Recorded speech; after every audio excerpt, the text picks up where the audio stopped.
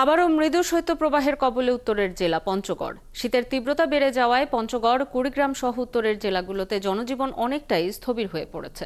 আজ দেশের সর্বনিম্ন তাপমাত্রা মৌলভীবাজারে শ্রীমঙ্গলে 8.9 ডিগ্রি সেলসিয়াস। এতে বিপাকে পড়েছে নিম্ন আয়ের খেটে খাওয়া মানুষ। শীতের কারণে বেড়েছে জ্বর, সর্দি, ডায়রিয়া, নিউমোনিয়া সহ বিভিন্ন রোগ। সহকর্মীদের তথ্য ছবিতে প্রতিবেদন। কালার এক্সপার্ট, জর্জ স্যাপ এবং মাইল্ড অন হ্যান্ডস টেকনোলজি সমৃদ্ধ অরিক্স ক্রিস্টাল ওয়াশ আপনার লন্ড্রি এক্সপার্ট। চা বাগানের জেলা মৌলভীবাজারের শ্রীমঙ্গলে গেল দুদিন ধরে দেশের সর্বনিম্ন তাপমাত্রা রেকর্ড করা হয়েছে। শীতের তীব্রতার কারণে নিম্ন আয়ের মানুষ, বিশেষ করে চা শ্রমিকদের দুর্ভোগ অনেকটা বেড়েছে।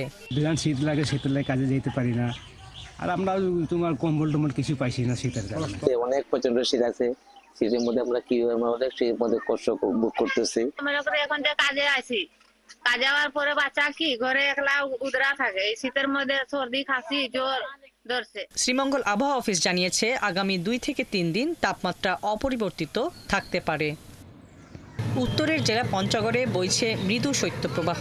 গেল এক সপ্তাহ ধরে জেলায় তাপমাত্রার পারদ নেমেছে 9 থেকে 10 ডিগ্রির ঘরে। শীতের তীব্রতা অব্যাহত থাকায় নিম্ন আয়ের মানুষ পড়েছেন বিপাকে।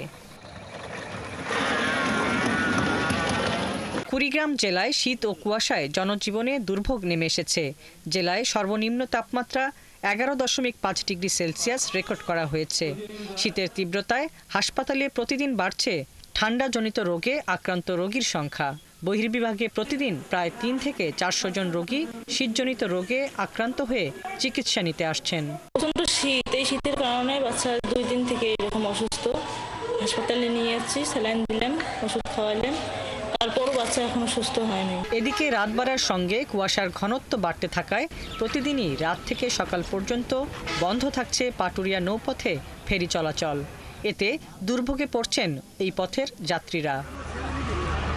হাসিবা আলী বর্ণা, 71।